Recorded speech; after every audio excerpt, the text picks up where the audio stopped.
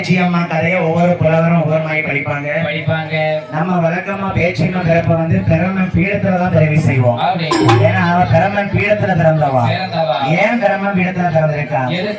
ஏன் பிரம்மனுடைய பேருக்கும் பேச்சு ராட்சி குலத்து ராசத்துக்கு என்ன பேரு, என்ன ஒற்றுமை இருக்கு, என்ன காரணம்? அந்த கதையை நீங்க இருந்து கேட்கணும். என் தாயான பேச்சியம்மா எங்க பிறந்து ஏன் இங்கவனா பேச்சியம்மா இருக்கா? ஆதிவெள்ளே கைலாசத்தில்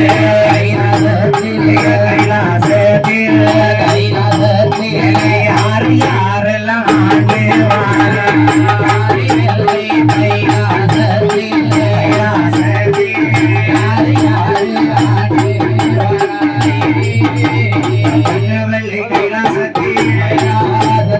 பகவான் பார்வதியும்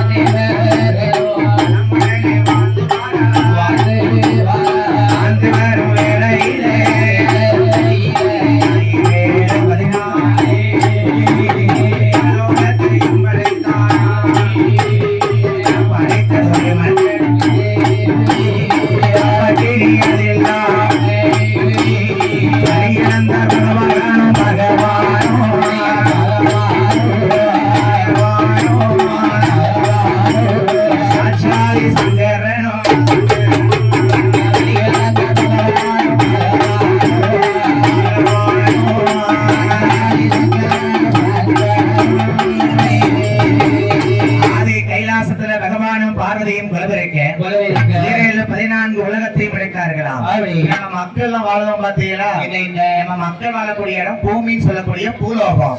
தேவாதி தேவர்கள் இருக்கக்கூடிய லோகம் தேவலோகம். அரக்கன் இருக்கக்கூடியது இந்த வைகுண்ட லோகத்துக்கு அடுத்தாப்புல பாதாள லோகம்.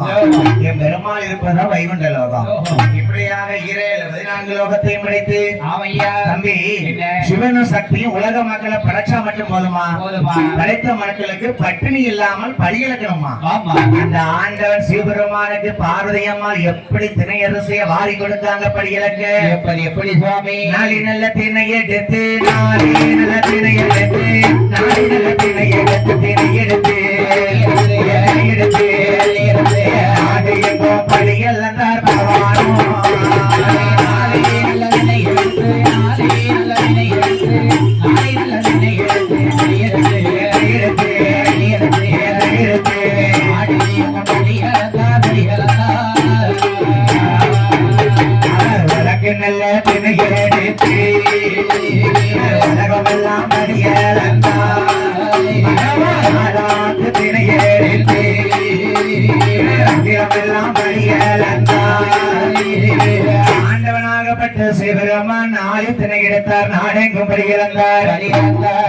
திணை எடுத்தாரா உலகம் எல்லாம் படியலந்தாரா? ஆளாக்கு திணை எடுத்து அகிலம் எல்லாம் படியலந்தார். பகவான் கைலாசம் விட்டு பூலோக மக்கள் நம்ம இருக்கோம் பாத்தீங்களா? இந்த மாதிரி எத்தனை உயிரினங்கள் இருக்கு. மனிதர்கள் கருக்குள் இருக்கும் சிசுவுக்கும், முட்டைக்குள் இருக்கும் கருவுக்கும், கல்லுக்குள் இருக்கும் தேரைக்கும், இருக்கும் புழுவுக்கும், இப்படி எல்லா உயிர்களுக்குமே படியலந்தார் பகவான் பட்டினி இல்லாம. அது மட்டும் இல்ல தம்பி, ஒவ்வொரு மக்களும் செய்யக்கூடிய பழி பாவத்துக்கு தகுந்த மாதிரி பகவான் படியலப்பாராம். நம்ம என்னைக்குமே உண்மையா இருந்தோம்னா எந்த குறையுமே இருக்காது. எதுக்கு தம்பி?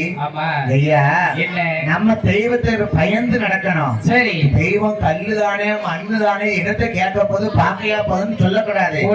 மக்கள் எல்லாரும் கோபத்தை நமக்கு ஒரு காரியம் நடக்கலையா தெய்வத்தை பார்த்து ஏசிடுவோம், பாத்திரத்துல ஏசிடுவோம்.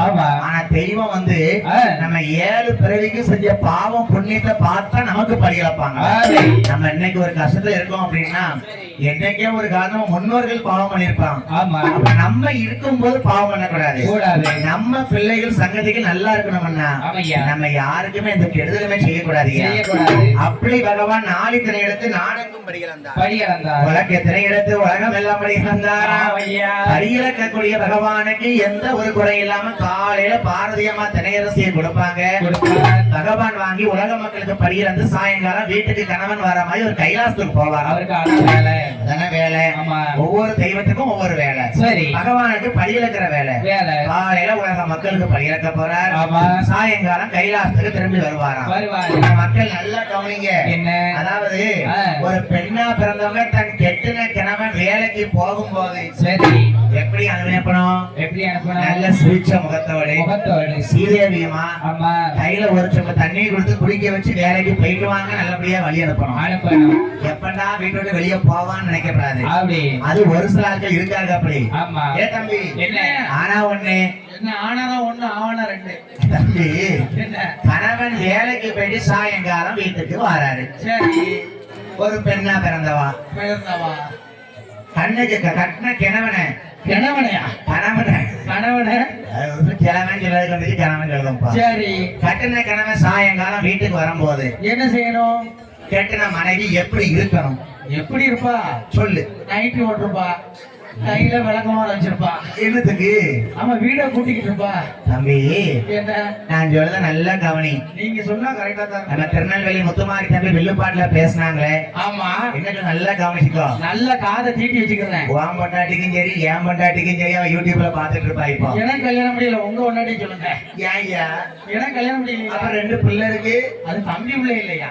எந்த தம்பி? என் தம்பி கூட பிறந்த தம்பி. அப்படியா? ஆமா. ஏ தம்பி, என்ன நல்லா கேளுங்கம்மா. என்னம்மா? சாயங்காலம் நம்ம கணவன் வீட்டுக்கு வராரு வேலைக்கு போயிட்டு. நம்ம கணவன் எல்லாம் சண்டைக்கு வர போறாங்க. எல்லா கணவனையும் சேர்த்தான் சொல்ல போறேன். சரி, என்ன நாம தம்பி 5 பேரும் வில்லு படிக்கிற தம்பி 5 பேருக்கும் சுமந்தான். ஐயா சுமந்தானா? நம்ம வீட்டுக்கு போகும்போது என்ன நம்ம மனைவி எப்படி இருக்கணும் தெரியுமா? நம்ம மனைவி எப்படி இருக்கணும்? கடவுளே கடவுளே சொல்லுங்க கடவுளே. நல்ல முகத்தை கழுவி கால நிறைய பூ வச்சு, சரி நல்ல பொட்டு வச்சு, நல்ல பொட்டு, வீடு வாசல தூத்து ஸ்டிக்கர் போட்டு இல்ல, சரி குங்கும திலகம் வச்சு வீடு வாசல் தூத்து தொளிச்சு விளக்க பத்த வச்சு வீட்டு வாசல புருஷன் வருவாருன்னு காத்து நிக்கணும். பொண்டாட்டி வாங்கி காத்து நின்னாளா? எனக்கு காத்து நிக்கல, நிக்கல. நான் வீட்டுக்கு போனோம்னு வச்சுக்கோங்க, சரி வீடு பூட்டி கிடக்கும், கதவை டமா டமான்னு தட்டுனாலும் திறக்க மாட்டான். எதுக்கு? உள்ள நாடம் ஓடிட்டு இருக்கும், சத்தம் கேட்காது. உள்ள பொங்கலை நாடகம் பார்த்து புருஷன் வாரம் தெரிய மாட்டேங்குது, போறம் தெரிய மாட்டேங்குது. 2 மணிக்கு போய் கதவை தட்டணும்னா சரி எதுக்கு வர மாட்டேங்காங்க? பக்கத்துக்கார ஏன்ட்டு சண்டைக்கு வராங்க, உரம் கூட மாட்டேங்கானே. ஐயா, என்ன எந்த வேலைக்கு போயிட்டு வந்தாலும் புருஷன் கலப்போடு தான் வருவாரு. நீங்க உங்க வீட்டுல போய் நீங்களே டீ போட்டு குடிச்சதா கேள்விப்பட்டேன். கொலைய நீங்க போய் தான் வச்சுக்கலாம்ல. நீ என் வீட்டை இருக்காம இருக்க மாட்டீங்க. ஆமா, தோதான வீடு உங்க வீடு தானே. தம்பி, என்ன நல்லா கவனிச்சுக்கோங்கம்மா. கவனிச்சுக்கோங்க. நம்ம கணவன் வேலைக்கு போயிட்டு வராருன்னா சரி நாளைக்கு விடிய காலம் ஏன் ஞாபகம் தான் வரணும். எதுக்கு உங்க ஞாபகம் எதுக்கு வருது? இந்த வில்லுகார தம்பி சொன்னானே கருவாப்பே. ஆமா, சொன்ன கொஞ்சமாச்சும் செஞ்சு பாப்போம்னு பாருங்க. செஞ்சு இவர் சொன்னதை செஞ்சு வைக்காதங்க. காலையில என்ன வீட்டுக்காரர் வேலைக்கு போகும்போது ஆமா அதான் செம்பு தண்ணி குடிச்சிட்டு போவாங்க. செம்பு தண்ணி நமக்கு ஆகாது. ஏன் ஆகாது? எனக்கு வாட்டர்கள் அடைச்சி வச்சிருமா. அப்படியா? ஆமா. ஒரு செம்பு தண்ணி கொடுத்து சரி வழி அனுப்பி வைக்கிற பார்த்து போயிட்டு வாங்க, பத்திரமா போயிட்டு வாங்க சொல்லி அனுப்பணும். அது சிரிச்ச முகமா அனுப்பணும். சிரிச்ச முகமும் சீதேவியமா வழி அனுப்பணும். சரி, சாயங்காலம் 6:30 வருவாரு. அப்படியே சுவாந்து கை சுவாந்து கால் சுவாந்து வேலை முடிஞ்சு கலைப்பா ஒழுகி போய் வருவாரு. வேத்து ஒழுகி போய் வருவாரு. அம்மா எப்படி நிக்கணும்? எப்படி நிக்கணும்? நல்ல வீடு வாச தூத்து தொளிச்சு முகத்தை கழுவி பொட்டு வச்சு பூ வச்சு பவுடர் போட்டு அழகா மங்களகரமா நிக்கணும். விடியோது உறங்கிட்டு போட்டவைய கூட கழுவாம வந்து ஏங்க நிப்பா. வீட்டுல நடந்துக்கு லட்சணமா இருக்கும் பாக்குறதுக்கு. நிறைய பேர் அப்படிதான் இருக்கிற. ஆமா ஐயா, என்ன ஐயா, நல்ல விளக்க பத்த வைக்கிற முதல்ல 6 மணிக்கு விளக்கு பத்த வைக்கலாம். திரியெல்லாம் எரிஞ்சிருத எரியதானே தெரியும். விளக்கு பத்த வச்சா மறுநாள் மறுபடியும் வாங்க மாட்டேங்காவ. வாங்கி நல்ல விளக்க பத்த வைங்க. இப்படி இருப்பா. ஏன் முன்னாடிட்ட விளக்கத்துல சொன்னா குச்சில அந்த தீப்பெட்டில வாங்கி கொடுக்கணும். வாங்கி கொடுத்தையா சரி அதை வச்சு குப்பையை கொளுத்தி விட்டுதான். வீட்டுல விளக்கு ஏத்த மாட்டேங்க. தம்பி நல்ல விளக்கு ஏற்றி அம்மா வீட்டு வாசல் நிக்கணும். ஆமா, நம்ம கணவர் தான் இப்பத்தான் வருவாரோ எப்பத்தான் வருவாரோன்னு காத்து நிக்கணும். அப்படி கண்ணத்துல கை வச்சு நிற்பாளோ. அந்த காலத்து பெண்கள் நின்றுருக்காங்க வீட்டு வாசல் திண்ணையில உட்காந்து காத்திருந்திருக்காங்க. ஆமா, நம்ம பாட்டி மாட்ட கேட்டு பாருங்க சொல்லுவாங்க. இப்ப கொஞ்சம் லாட்டம் வந்துட்டா சோத்துல தண்ணி ஊத்தி விட்டுருந்தாங்க. அது நடக்குதுல ஐயா. ஆமா, அவங்க வாசல்ல நின்றுட்டு வீட்டு வாசல்ல நின்றுகிட்டு நாயை கூப்பிட்டு சோறு விடுறாங்க. வேலைக்கு போயிட்டு வருவாரு. சரி மாமா மாமா அத்தான் இப்ப யார் அப்படி சொல்லுதா? போன் போட்டான்னு வச்சுக்கேன் ஏல அஜித் எங்க இருக்க ஏல மூர்த்தி நீ எங்க இருந்தா வார அப்படிங்க ஏ சரவணே எங்கடா இருக்க ஏன் மேல ஏன்டா நீ இருக்க உங்க வீட்ல அந்த கூத்து தானே தம்பி என்னண்ணே நல்லா கவனிங்க ஆமா வீட்டு வாசல் கணவன் களைப்போடு கால் சோர்ந்து கை சோர்ந்து வருவாங்க ஆமா முக்கியமா கொத்தனார் வேலை பாக்குறாங்க ரொம்ப கஷ்டப்பட்டு வருவாங்க இந்த உளுத்தரெல்லாம் அவ்வளவுதான் தவிச்சு போய் வருவான் வரும்போது வெயிலுக்கு எவ்வளவு கஷ்டத்தோட வருவாங்க முடிஞ்சு ஆமா அந்த களைப்பெல்லாம் ஒரு செகண்ட்ல போனோம்னா இவ்வளவு சொல்றீங்க நீ ஒரு பொம்பளையா இருந்து உனக்கு ஒரு புருஷன் இருந்திருந்தா எப்படி பாப்ப நல்லா கவனிப்ப நீ வந்து பாரு உன்னை கவனிக்கிறேன் அதுதானே ஒன்ன மாதிரி வாய்க்க மாட்டேங்க எதுக்கு நல்லா கவனிக்கிற பொம்பளை நீ நல்லா கவனிக்காம நீ ஆம்பளையா போயிட்டியா போதையா பேச்சு மேல திறக்க வைக்க போகப்பட்டு பிறகு தம்பி வாரம்போது கணவனை பார்த்து மனைவி ஒரு சும்மா தண்ணியை கொடுத்து சரி அவன் மடியில படுக்க வைக்க வேண்டாம் ஐயா உட்கார வச்சு தண்ணியை கொடுத்து அமைதியா இருந்தேன்னா அவர் செஞ்ச கலப்பெல்லாம் அந்த தண்ணி குடிக்கும் போதே கலைச்சு போயிருமா சரி மேல கலைஞர் நாவிகளுக்கு ஒரு அன்பான வேண்டுகோள் சாம பூசை நடக்க இருப்பதனாலே வேகமாக மேல கலைஞர்கள் எங்க இருந்தாலும் சன்னதிக்கு வருமாறு விழா கமிட்டியை வைத்துக் கொள்கிறார்கள் இப்படியாக கணவன் வேலைக்கு போயிட்டு வரும்போது பார்வதி அம்மாள் என்ன செய்தா பாருங்க என்ன செய்கிறார் பகவான் படியிலிருந்து வரும்போது பகவானுக்கு பாத பணிகளை செய்வாங்களாம் நல்ல பகவான் காலை தொட்டு கும்பிட்டு சரி காலை கழுவி பொட்டு வச்சு பூ வச்சு கும்பிட்டு தாலியை கும்பிட்டு தான் வீட்டுக்குள்ள அனுப்புவாங்க இது அனுதினமும் பார்வதி அம்மா பணிவிடை செய்யுது என்னாச்சு பாருங்க பகவான படி இறக்க போறாரா இல்ல படி இறக்காம தான் மாறாரா இதை நம்ம சோதிக்கணும் சரி யார் மூலமா சோதிக்கலாம் வரும் இல்லை விஸ்வகர்மா வரும் இல்லை விஸ்வகர்மா விஸ்வகர்மா வார்த்தை ஒன்றை சொல்ல கேளு வார்த்தை ஒன்றை சொல்ல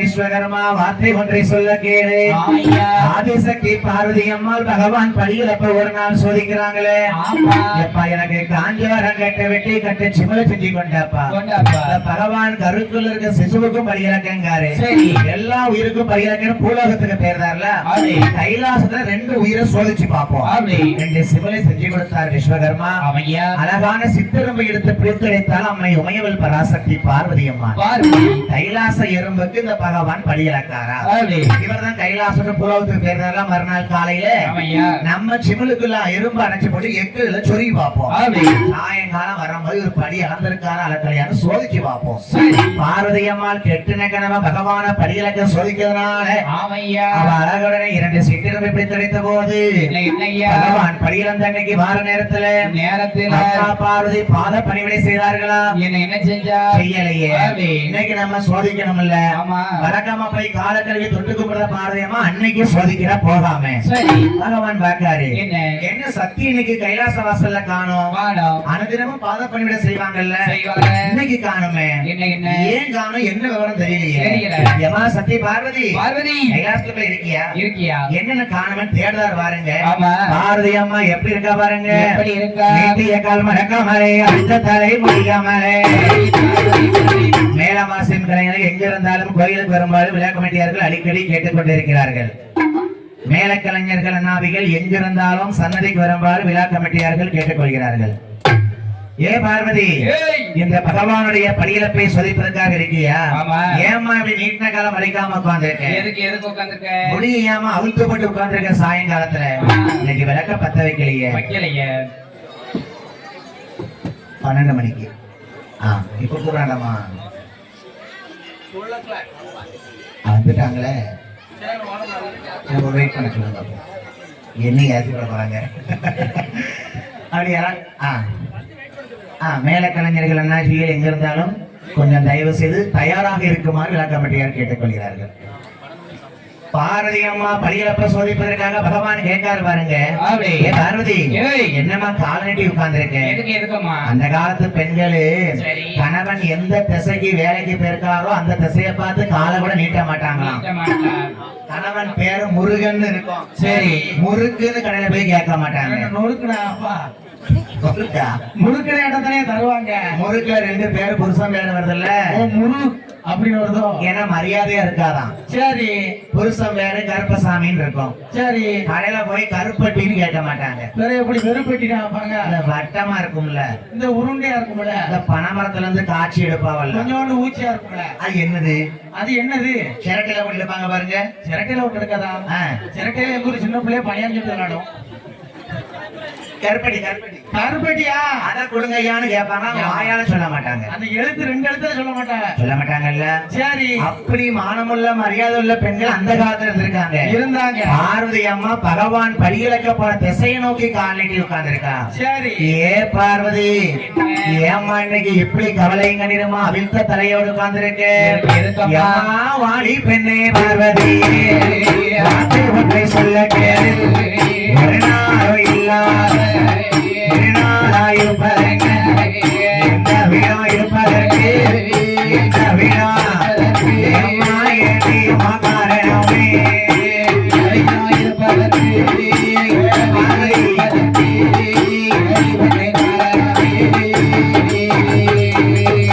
காரணமே பார்வதி, ஒரு நாள் இப்படி நீட்டிய கால் மடக்காம இருக்க வேண்டியாமா?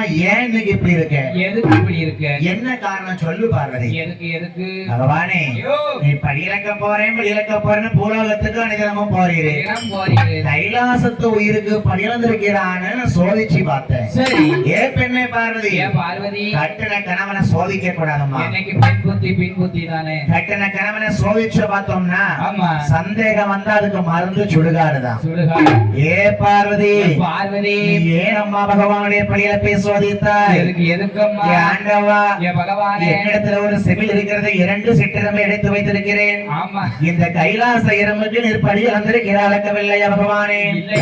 ஏழு பார்வதி சிற்றிரம்பை நான் படியில பார்க்கிறேன். ஆமா, பார்வதியார் சிவனை எடுத்து பார்க்கும்போது 2 எறும்பம் எப்படி இருக்கு பாருங்க. அது திரையரசி கௌவி கொண்டு திரையரசி கௌவி கொண்டு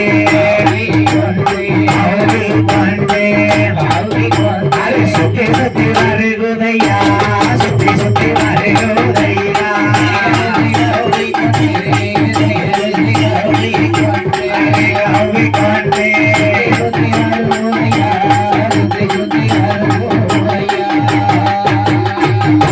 அம்மாள் அழைத்த சித்திரம்பு திரையரசை கவி சுத்தி சுத்தி சுத்தி சுத்தி வருது. பார்வதி, என்ன எறும்பு வாய பாத்தியா? 2 திரையரசி கவி இருக்கு. எங்க இருந்து வந்துச்சு பாத்தியா பார்வதி? நான் புலோகத்துக்கு போனாலும் கைலாசத்துல எல்லா உயிருக்கும் படியிலக்கக்கூடிய பகவான் தான். கெட்டிய கணவனை சோதித்த பார்வதி, என்னை பிரிந்து நீ தில்லை வனத்துல போய் வாழ வேணும். வனம்னா காடுன்னு அர்த்தம். ஏ பார்வதி, இந்த முக்கண்ணனார் சிவனை சோதித்ததனாலே என்ன சாபம் கொடுக்க போறேன் பாரு. என்னையா முக்கண்ணரை சோதித்ததா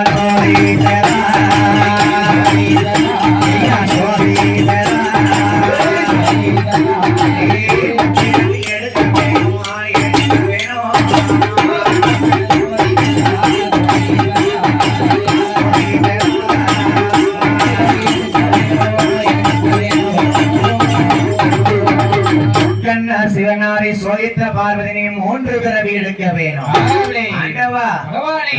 படியிலப்பை சோதித்த பார்வதி உண்மை பிரிந்திருக்கணுமா? பார்வதி சாபம் இல்லம்மா. இல்ல, கெட்டின கணவனை எந்த மனைவியும் சோதிக்க கூடாதுங்கிறதுக்கு ஒரு சாட்சியா இருக்கட்டும். என்னை பிரிந்தினை 3 பிறவி எடுக்க வேண்டும். என்ன பிறவி பகவானே? என்ன பிறவி? பிறவியாக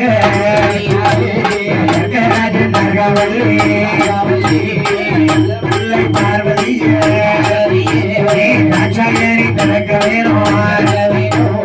முதலாவது பிறவியை என்ன பிறந்து கர்க்கராஜனுக்கு மகளாக பார்வதியா தாட்சாயினியா போய் பிறக்கிறார். பார்வதியா பிறக்கணும். 18 வயசு பூர்த்தியாகும் போது பார்வதி ஆமா உங்க அப்பா தர்க்கராஜன் எனக்கு சுயம்பரம் வைப்பான். நான் ஆண்டி பண்டாரமா வந்து நிப்பேன். நீ எரியக்கூடிய மாலை ஏன் மேல வந்து விழும். இந்த பண்டாரத்துக்குத்தான் இந்த பார்வதினை கல்யாணம் பண்ணி வைப்பா தர்க்கராஜன். இது ஒரு பிறவி. பகவானே இரண்டாவது பிறவி எனக்கு என்ன பிறந்தது தெளிவா சொல்லுங்க. என்ன பிறவி? இரண்டாவது பிறவியாக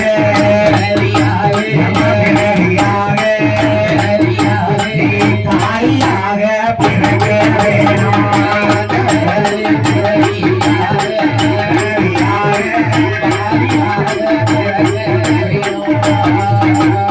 இரண்டாவது பிறவியாக தெய்வத்தையாவதற்கு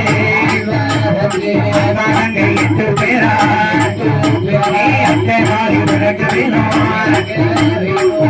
பார்வதி இரண்டாவது பிறவி நாகலோகப்பட்டதிலே நாகராஜன் நாகக்கண்ணிக்கு அக்கா தங்கச்சி 8 காளியா போய் பிறந்துடுவான். நகுடாசுரனை கொண்டுட்டு வா, கைலாசுரனை மாலை மனம் அடிப்பேன். இது இரண்டாவது பிறவி. பகவானே என்ன உண்மை பிரிந்து நான் 2 பிறவி எடுக்கிறது இருக்கட்டும். சரி கடைசியா 3வது சாபம் இருக்குல்ல, என்ன அந்த 3வது பிறவி என்ன பிறவி? என்ன பிறவி? பார்வதி என்ன இந்த பிறவி கொஞ்சம் வித்தியாசமா தான் இருக்கும். இதுவரைக்கும் நீ சக்தி பார்வதி தாட்சாயினியாவும் காளி மாரியாவும் பிறந்திருக்க. 3வது பிறவி எங்க பிறக்க போதுரியம்மா? எங்க பிறக்கணும்? இறைவன காடதீரை காடதீரே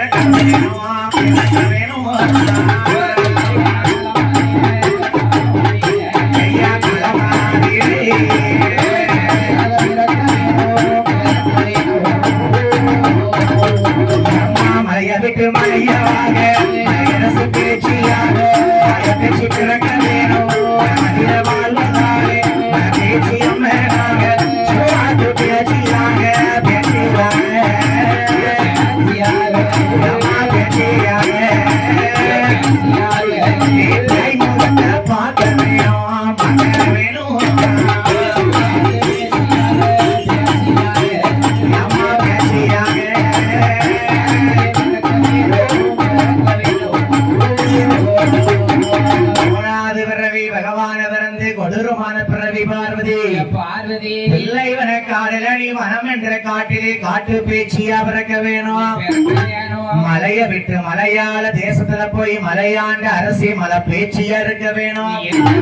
சுடுகாடு கிளமதில பிணத்தை பார்க்கக்கூடிய சுடுகாட்டு மாசான பேச்சியா இருக்கணும். எடுப்பது ஒரு அவதாரம் தான், உனக்கு பேரு தான் வேற வேற. மையானத்துல பார்த்ததுனால உனக்கு மாசான பேச்சுன்னு ஒரு பேரு. வனத்து காட்டுக்குள்ள இருப்பதால பேரு காட்டு பேச்சு வனப்பேச்சுன்னு ஒரு பேரு. ஏ அம்மா ஏ பார்வதி பேச்சியா என்ன பிரிந்து பியாய் முகத்தை பார்க்கணும். காட்டுக்குள்ள இருந்தா தானே பியாய் முகத்தை பார்க்க முடியும். என்ன பிரிந்து அங்க போய் இரு. ஏ பகவானே நான் பேச்சியா பிறக்கணும் வரம் கொடுக்கிறா.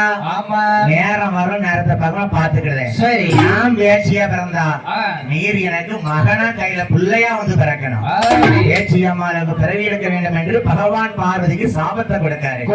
இந்த வரத்தையும் சாபத்தையும் சேர்த்து கொடுக்க இந்த கைலாசத்துல என்ன நடக்குது பாருங்க. ஒரு நல்ல தினமாதியிலே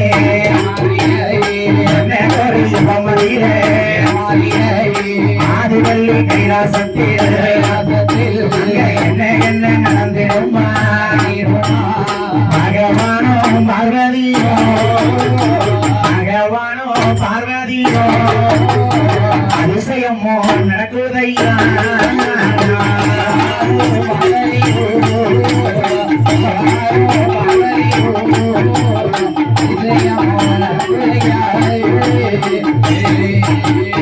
இப்ப நடக்கக்கூடிய யுகம் தான் கலியுகம். அப்படி முன்னதொரு யுகத்திலே சரி சிவபெருமானுக்கு 5 சிரசு உண்டு. உண்டு. வரலாறுல ஆமா ஒரு யுகத்துல சிவனுக்கு வந்து 5 சிரசு இருந்திருக்கு. உண்டு உண்டு. பிரம்மனுக்கும் 5 சிரசு இருந்திருக்கு. இருந்திருக்கு. அப்ப இந்த சிவபெருமான் போயிட்டு வராருல படி இழந்துட்டு ஆமையா அந்த யுகத்துல சிவபெருமானுக்கு 5 சிரசு தலையோட இருந்திருக்காரு பாருங்க. சரி ஒரு நாள் பிரம்மதேவனும் சிவன் வார நேரம் பார்த்து கைலாசத்துக்கு வந்திருக்கான். வந்திருக்காங்க. இந்த பார்வதி அம்மா என்ன பண்ணிருக்காங்க, என்ன நம்ம கணவர் தான் வாராருன்ட்டு சரி பிரம்மதேவனுக்கும் 5 தலை சிவனாருக்கும் 5 முகமா இருந்திருக்கு. இருந்திருக்கு. பிரம்மதேவனுக்கு போய் பாத பணிவிடைய செஞ்சுட்டாங்க. நீங்க கேட்கலாம் என்ன சிவனுக்கும் பிரம்மனுக்கும் வித்தியாசம் தெரியாம பார்வதி அம்மா பாத பணிவிடை செஞ்சாங்கன்னு. சரி அந்த காலத்துல பெண்கள் வந்து எந்த ஆணையும் ஏறிட்டு பார்க்க மாட்டாங்க. தலை மட்டும் வித்தியாசமா தெரியுது இல்ல, ஆமா. நம்ம கணவனுக்கு தான் 5 தலை. சரி. அதே மாதிரி பிரம்மனுக்கு போய் பாத பணிவிடை செஞ்சாங்க பாருங்க. ஆமையா. அப்பதான் சிவபெருமான் அங்க இருந்து வாராரா. சரி எவ்வளவு பார்வதி என்ன நீ எனக்கு பாத பணி செஞ்சதான் நான் பார்த்திருக்கேன். சரி இன்னைக்கு நம்ம வீட்டு செல்லப்புள்ள பிரம்மனுக்கு போய் நீ பாத பணி செஞ்சிருக்கிய. செஞ்சிருக்கிய. கெட்டன கணவனுக்கும் பிரம்மனுக்கும் வித்தியாசம் தெரியாம போயிட்டிய பார்வதி. பார்வதி ஏ பகவானே பகவானே உமக்கு 5 சிரசு இருப்பது போல ஆமையா அந்த பிரம்மனுக்கு 5 சிரசு இருக்கு. இருக்கு. அப்ப 2 பேருக்கு வித்தியாசம் காமிக்கணும். ஆமா அந்த பகவானுடைய அருளால பார்வதி அம்மா என்ன செஞ்சா பாருங்க, என்ன செய்தா பிரம்மனோட சிரசு தன்னை 5 நல்ல சிரசடியிலே ஒரு சிரச கையில எடுத்து தன்னுடைய நகத்தாலே சிவனாரோ கிள்ளிடுவார்.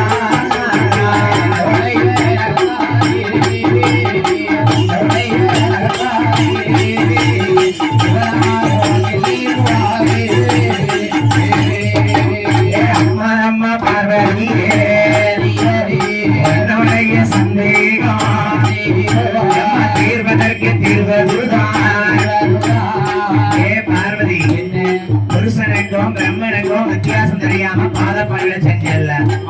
அப்ப நான் சிவபெருமான பிரம்மன் தலை 5 தலையில ஒரு சிரசு நகத்தால கிள்ளி எடுத்துட்டேன். அந்த கிள்ளி எடுத்த தலை பிரம்மன் தலை என்ன ஆயிருக்கு பாருங்க, சிவபெருமான் கையில திரு ஓடா போய் சேர்ந்து. பிரம்மன் தலை ஒரு தலையை கிள்ளினார் பாத்தீங்களா. ஆமையா.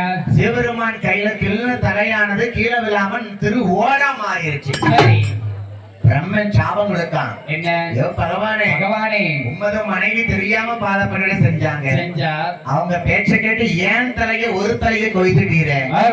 இந்த தலை உமது கையில திரு ஓடாக போகட்டும். பகவானே என்ன இந்த திருவோட்டுல எத்தனை பேர் அண்ணாமது போட்டாலும் சரி உனக்கு நிறையாது. என் தோசம் உனக்கு பிடிக்க கடவுது. சிவபெருமானுக்கு பிரம்மகத்தி தோஷமானது பிடித்திருச்சு. பார்வதி வாக்கா என்ன பார்வதி என்ன உன்னுடைய சூழ்ச்சியம் தானே எனக்கு இப்படி சாபம் வாங்க வந்து சூழ்நிலை ஆயிருச்சு. சரி பிரம்ம எனக்கு கொடுத்த சாபம் பிரம்மகத்தி தோஷம் பிடிச்சு போச்சு. ஏ பார்வதி என்ன இந்த திருவோட்டுல நான் அண்ணன் வாங்குறதுக்கு நடக்கணும் அம்மா. என்னைக்கு இந்த திருவோடு அண்ணன் நிறையுதோ அன்னைக்கு தங்க பிரம்மகத்தி தோஷம் நிறையும் திருப்தியாகும். சரி பகவான் எப்படி வர்றாரு பாருங்க. எப்படி ஐயா. அண்ணம் போடம்மா தாய்மாரே அண்ணம் போடம்மா இரணம் போடம்மா அம்மா மாதிரி இரணம் போடம்மா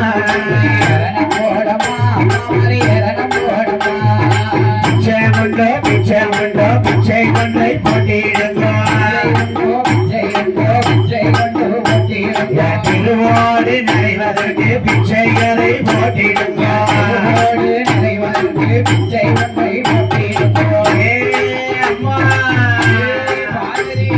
வீட்டுல யாரு இருக்கா?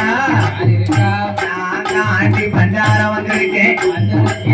திருவோடு நிறைய தாய் எனக்கு திருவோடு நிறைஞ்சா தாயும் பிரம்மனுக்கு தோசை நிவர்த்தியாகும் அம்மா. எனக்கு கஞ்சி போலம்மா தாய்மாரி கஞ்சி போலம்மா.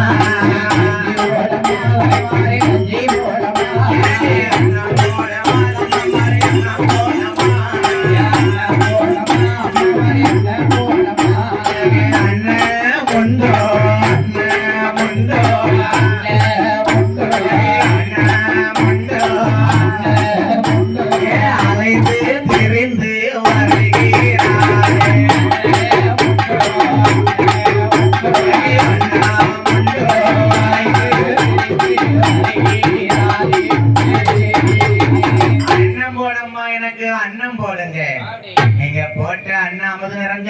என் தோசை நிவர்த்தியாகும்.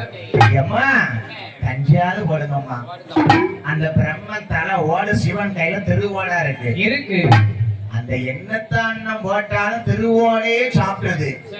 கொடுத்த தோசை பாவம் அப்படி இருக்கு. அது என்னைக்கு நிறைய எவ்வளவு சாப்பாடு போட்டாலும் அந்த போடக்கூடிய சாப்பாடு அன்னம் எல்லாம் திருவோடே சாப்பிட்டு முடிச்சிருது. பிரமன் தலைல கோபத்துல கிள்ளி எடுத்த தலைல திருவோடா இருக்கு. அது நிறைய விட மாட்டேங்க, திருவோட்டுக்கே காண மாட்டேங்க. இவரு பிரம்மகத்தி தோஷம் பிடிச்சு சிவபெருமான் திருவா ஆண்டி பண்டாரமா போறாரு. எங்கேயோ ஆரம்பிச்ச கைலாசத்துக்கு பிச்சை வாங்க போனவர் திருவா போய் கைலாசம் விட்டு தில்லைவனத்துக்கு வர தில்லை சிதம்பரத்திற்கு. அந்த தில்லைவனத்துல வந்து நிற்கக்கூடிய வேலையில நமக்கு எப்போ அண்ணன் நிறைய திருவோடு நிறைஞ்சிய தோசை நிவர்த்தியாக பார்வதிக்கு கவலை. நம்மளால நம்ம புருஷன் எவ்வளவு கஷ்டப்படுறாரு. நம்ம தெரியாம பிரம்மனுக்கு பாத பணிவிடை செய்ய போயிட்டு அவர் தலைய பிச்சு திருவோட மாத்திட்டாரு. அவன் கொடுத்த சாபனுக்கு நிறையாம இருக்கு, தோசை போகாம இருக்கு. அப்ப நம்ம என்ன செய்யலாம்? நம்ம அண்ணன் மாய கண்ணன் ஆபத்துக்கு உதவார்னு படிச்சோம். நம்ம அண்ணனையே கூப்பிடுவோம். அண்ணன் கோபாகால தங்கையோட வார்த்தை கேளு, அண்ணன் சோதரும் அவர் கண்ணகத்து தோசம் பிடித்து திருவா அலைதாரன் திருவா அலைதாரன் வாசத்தையும் போக்கவே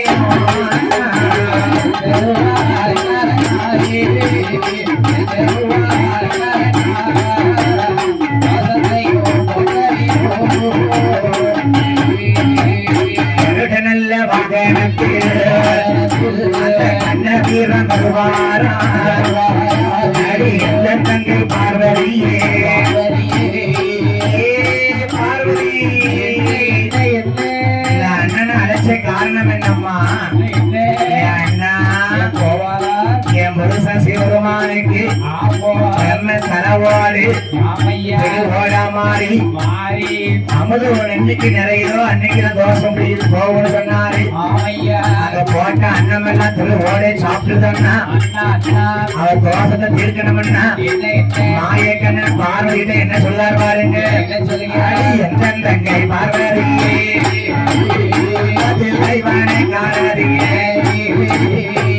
மூன்று வரை சோழனுக்கு உத்தனோட கையாலே அண்ணமது போட வேணும் போட வேணும் வாசமது நிகழ்ச்சியாகும்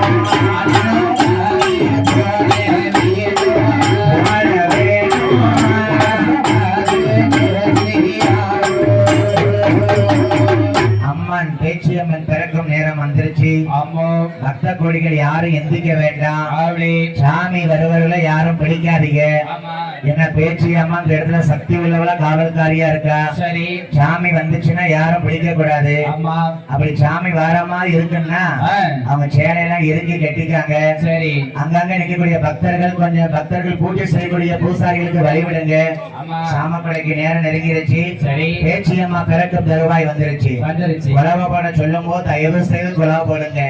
பேச்சி அம்மாவோ எந்த அம்மனமோ கொட்டுசத்துக்கு வரவார்களவா கிடையாது. சக்தி பார்வதி அம்சத்துல பிறந்தவா தான் எல்லா அம்மன் மாறுமே. எங்க 3 பெண்கள் முக்குலவ போடுவாங்களோ அங்கத்தான் அம்மன்மார்கள் வரக்கூடிய நேரம் இல்லையா? எப்படியாக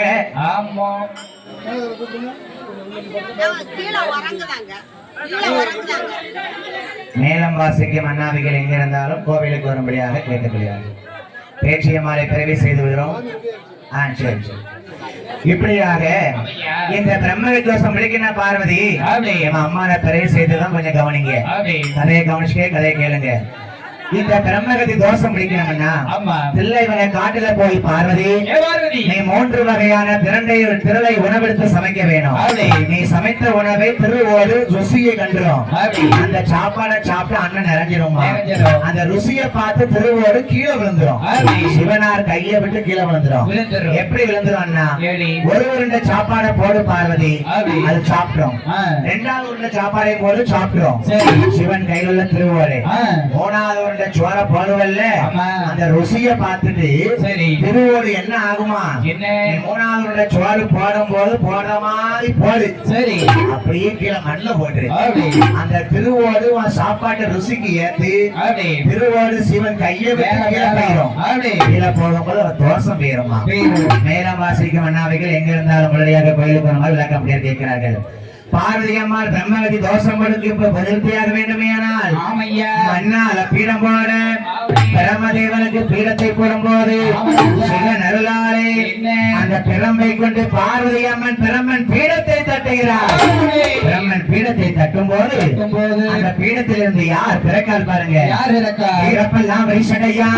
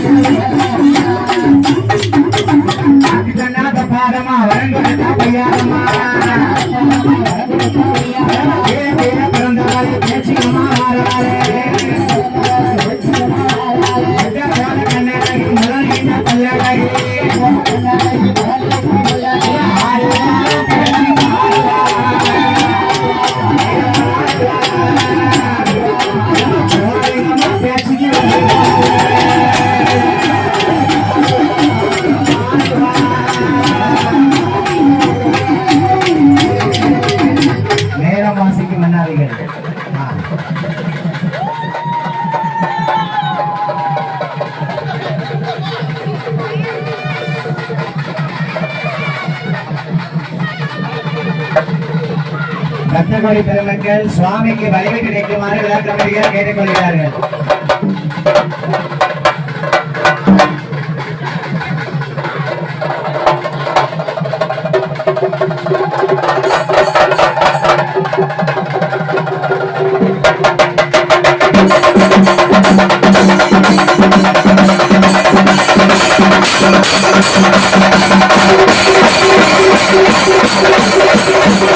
Thank you.